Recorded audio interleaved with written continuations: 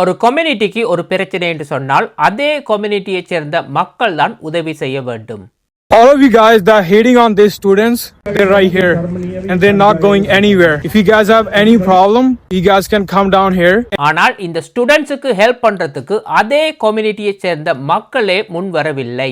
Canada's Financial Intelligence Agency says criminal organizations appear to be using young students from India.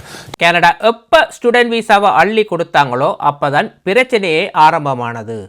Fintrac saying that extortion specifically targeting South Asian communities in Canada. உங்களோட ஐடியை களவெடுத்து உங்களே மிரட்டுறாங்க, மக்கள் பயப்படுறாங்க. This woman says her identity was stolen following a pair of this neighborhood for like last 16 years. I've never seen something like that.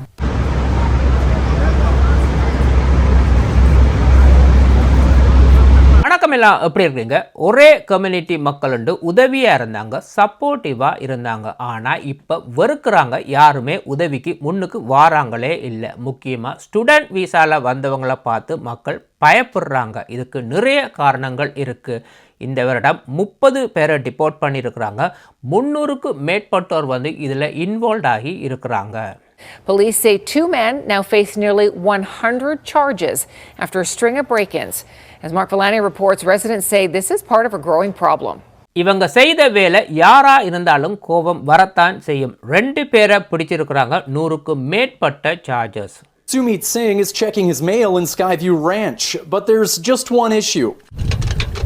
The locks were changed after thieves broke in last week. We were in a shock actually. My wife's credit card was in the mail, so we were kind of really in distress. இவர் இங்கே mail பாக்ஸை open பண்ண போயிருக்கிறார். Canada post லொக்கே மாற்றிட்டாங்க. யாரோ எல்லா mail பாக்ஸையுமே உடைச்சி எல்லா லெட்டரையுமே களவெடுத்துட்டாங்க. இவருக்கு இருக்கிற பிரச்சனை, போன கிழமை இவருடைய ஒய்ஃபோட கிரெடிட் கார்டு ஒன்று வந்திருந்தது. அதுக்கு என்ன நடந்திருக்கும் என்று கனடா போஸ்ட் என்ன சொல்லுது? டெய்லி போய் உங்களோட மெயிலை ஓப்பன் பண்ணி மெயில் எல்லாத்தையுமே செக் பண்ணுங்க. அப்படியே ஒரு கிழமைக்கு மேலே வெளியில் போவீங்களா இருந்தால் எல்லா மெயிலையுமே சஸ்பெண்ட் பண்ண சொல்கிறாங்க. The Post says you should check your mail daily or suspend service if you're away for a longer period. பொதுவாக இங்கே மக்கள் ஒரு கிழமைக்கு ஒரு தடவை தான் மெயில் செக் பண்ணுவாங்க, ஒரு சிலர் 2 தடவை செக் பண்ணுவாங்க. இப்படித்தான் ஒருவருக்கு மெயிலில் கிரெடிட் கார்டு பின் நம்பர் திங்கக்கிழமை வந்திருக்கு. கிரெடிட் கார்டை புதன்கிழமை போஸ்ட் பண்ணியிருக்கிறாங்க. இவர் வெள்ளிக்கிழமை போய் ஓப்பன் பண்ணும் பொழுது இவருடைய மெயில் பாக்ஸ் எல்லாமே உடைச்சி இவங்க லெட்டர் எல்லாத்தையுமே களவெடுத்துருக்குறாங்க. சனிக்கிழமை இவர்கிட்ட பேங்க்லேருந்து கால் வருது, இவருடைய புதிய கிரெடிட் கார்டிலேருந்து $15,000 யாரோ எடுத்துட்டாங்கண்டு. Even in this neighborhood for like last 16 years, I've never seen something like that. But some argue Canada Post needs to step up. Gurpreet Chima says his mailboxes in Martindale have been broken into twice in the last few months. They need to have a better locking system so that it's not easy to break in. We need some kind of surveillance so that we can monitor who's coming in, who's going out. 16 வருஷமா இந்த சிட்டியில் வாழ்ந்து வரார். இதுக்கு முதல்ல இப்படி நடந்ததே இல்லை. கடந்த 2 மாதத்தில் 2 தடவை இவருடைய மெயில் பாக்ஸை உடைச்சு லெட்டர்ஸ் எல்லாத்தையுமே களவெடுத்துருக்குறாங்க. இவர் இன்றைக்கு என்ன சொல்கிறார்? இந்த லாக் எல்லாத்தையுமே நல்ல செக்யூரான ஒரு சேஃப்டியான ஒரு மெயில் பாக்ஸாக மாற்ற வேணும். அதே நேரத்தில் லெட்டர் பாக்ஸை சுற்றி வர வீடியோ கேமராவை இன்ஸ்டால் பண்ண சொல்லி கேட்கின்றார். 35 வயது குட்விண்டர் சிங், 27 வயது ஜே குரூப் சிங், இவங்க 2 பேரையுமே ஹெலிகாப்டர் மூலமாக ட்ரேஸ் பண்ணி பிடிச்சிருக்கிறாங்க. இதே கம்யூனிட்டியில் இன்னும் 37 community mailbox உடைக்கப்பட்டுள்ளது. 35-year-old Kulwinder Singh is facing several mail theft charges, including possession of break-in instruments and stolen credit cards. 27-year-old Jagrup Singh is charged with similar offenses, along with the possession of stolen identity documents. But this isn't a unique crime. In District 5, we've had 37 different mailboxes reported since the start of the year. The Hawks police helicopter responded in the early hours of April 21st for reports of mailboxes being broken into along Skyview Point Heath and Skyview Point Green. And following a traffic stop, இந்த mail box எல்லாத்துக்குள்ளுமே என்ன இருக்கும் நீங்க நினைக்கிறீங்க? Government letter, passport, bank information, credit card, driving licence, health card, சீனியர்ஸுக்கான pay cheque, doctor letter, பிறந்த குழந்தைகளுக்கான birth சர்டிஃபிகேட்டை கூட இவங்க களவெடுத்திருக்கிறாங்க. இப்படிப்பட்ட 2 பேருமே ஸ்டூடெண்ட் வீசா மூலமாக கனடாக்கு வந்தவங்க தான். இந்த மாதிரி வேலைகளை செய்யும் பொழுது மக்களுக்கு கோபம் வருமா வராதா? ஒரு சில டாக்குமெண்ட்ஸை நீங்கள் துளைப்பீங்களா இருந்தால் அவ்வளோ ஈஸியாக பெற முடியாது. உதாரணத்துக்கு பாஸ்போர்ட், பர்த் சர்டிஃபிகேட் இதெல்லாமே வருஷ கணக்காகும் அப்பீல் பண்ணி திருப்பி பெறுறதுக்கு. அது மட்டும் நீங்கள் ட்ராவலே பண்ண முடியாது. இப்படித்தான் ஒருவர் வந்து தன்னுடைய மெயில் பாக்ஸில் இருக்கிற முழு ஐடென்டிட்டியுமே உடைச்சி களவெடுத்திருக்கிறாங்க. ஸோ இன்றைக்கி இவங்க மீடியாவுக்கு முன்னால் வந்து பேச பயப்படுறாங்க. முகத்தை மறைச்சி வாய்ஸை சேஞ்ச் பண்ணி தான் இவங்க பேட்டி கொடுக்குறாங்க. ஏன்னு சொன்னால் இப்போ இங்கே எக்ஸ்ட்ராஷன் கேஸ் வந்து அதிகமாக இருக்குது. தன்னுடைய ஐடென்டிட்டி எல்லாமே வெளியில் இருக்கிறதால பயப்படுறாங்க. ஒருவேளை நானுட்டு தெரிஞ்சால் இவங்க வீடு தேடி வந்து தங்களை மிரட்டுறதுக்கான வாய்ப்புகள் அதிகமாக இருக்குது. உயிர் ஆபத்து கூட வரலாம்னு இவங்க சொல்கிறாங்க. This woman says her identity was stolen following a pair of Northeast Calgary mailbox break-ins. Were shielding her because she fears she could be targeted again. I don't want them to come after me or something, especially in Northeast Calgary where there's been all sorts of weird things like extortion going on. How do you calculate the cost of the stress it causes us?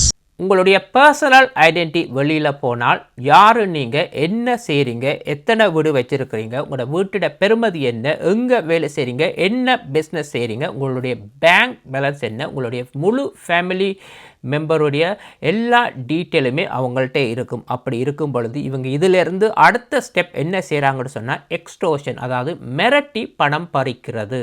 Canada has generated more than 100 disclosures related to extortion in 2026 so far, which they say is more than in the last 2 years combined.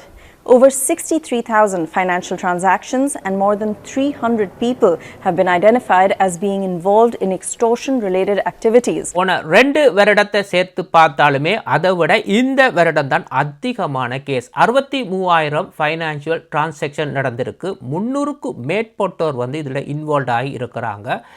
மக்கள் உயிருக்கு பயத்தில் பணத்தை பே பண்ணியிருக்கிறாங்க. இதெல்லாமே யாரை target பண்ணுறாங்க?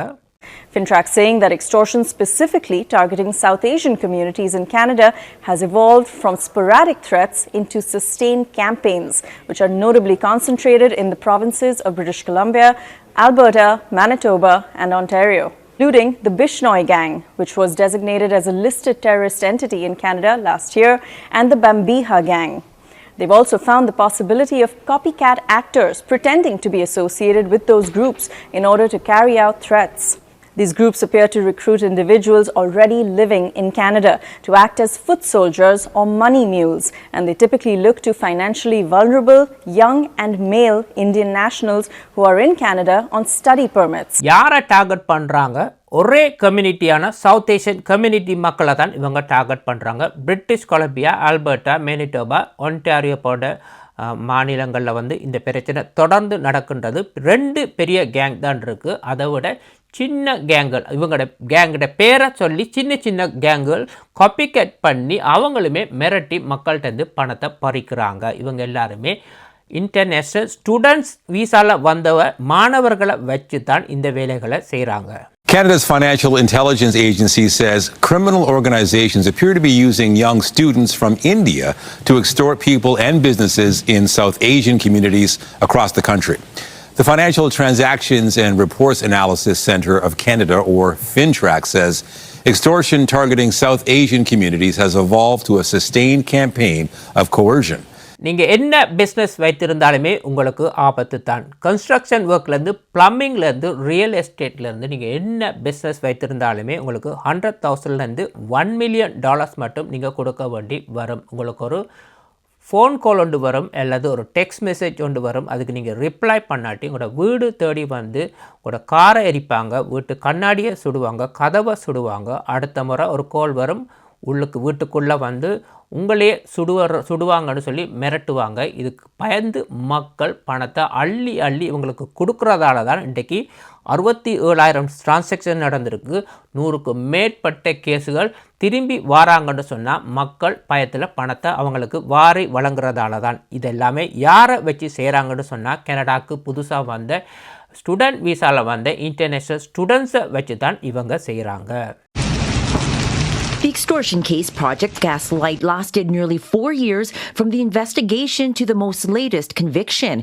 After a resurgence in copycat extortions last May, Edmonton Police enlisted the help of the Canada Border Services Agency for Project Al Extortion. இப்போ இந்த கேஸில் இந்த வருடம் மட்டும் 30 பேரை டிபோர்ட் பண்ணியிருக்கிறாங்க. இன்னும் நிறைய பேர் வெளியில் இருக்கிறாங்க. ஈஸியாக இவங்களை பிடிக்க முடியலை. என்னென்னு சொன்னால் மக்கள் இவங்களை காட்டி கொடுக்குறாங்கள, பயப்படுறாங்க, ஏன்னா மிரட்டுறாங்க. நீங்கள் காட்டி கொடுத்தா உங்களை நாங்கள் அழிச்சிடுவோம். அது மட்டும் இல்லை, இங்கே மட்டுமில்லை, இவங்களை இந்தியாவில் இருக்கிற அவங்களுடைய ஃபேமிலிஸை கூட இவங்க வச்சு மிரட்டுறாங்க. அங்கேயுமே உங்களுக்கு ஒரு பெரிய பாதிப்பு ஏற்படும் உண்டு. ஸோ இங்கே இருக்கிற மக்கள் எல்லாருமே முன்னுக்கு வந்து இவங்களை காட்டி கொடுக்குறாங்க இல்லை. ஆனால் இதனால் இன்றைக்கு பாதிப்பு யாருக்கு? உண்மையிலே கனடாவுக்கு ஸ்டூடெண்ட் விசாவில் படிக்க வந்த மாணவர்களுக்கு தான் பாதிப்பு. இன்றைக்கு இவங்க மினிட்டோபாவில் வந்து ஸ்ட்ரைக் பண்ணுறாங்க. கவர்மெண்ட்டுக்கு எதிராக வந்து தங்களுக்கு ஒர்க் பெர்மிட் வந்து எக்ஸ்டெண்ட் பண்ணி தர சொல்லி. ஆனால் கவர்மெண்ட் மறுக்குது. இவங்களுக்கு கம்யூனிட்டி ஹெல்ப் கூட இன்றைக்கு இல்லை. மக்கள் வந்து ஹெல்ப் பண்ண பயப்படுறாங்க, தயங்குறாங்க. ஒரு சிலர் வந்து இவங்களை டிப்போர்ட் பண்ண கூட சொல்கிறாங்க. All of you guys that are hating on these students, they're right here and they're not going anywhere. If you guys have any problem, you guys can come down here instead of commenting on social media. This is a place you want to be. Nanu sharm nahi audi. Inare work permit expire ho rahe. இன்றைக்கி international students வந்து மேனிடோபாவில் strike பண்ணுறதுக்கான முக்கிய காரணம் வந்து எல்லாருமே மேனிடோபாவுக்கு தான் போனாங்க.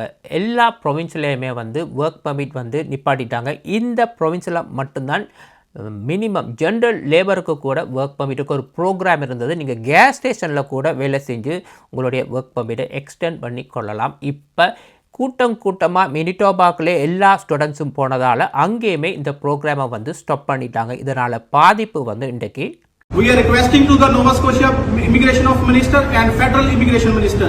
We are not just our numbers.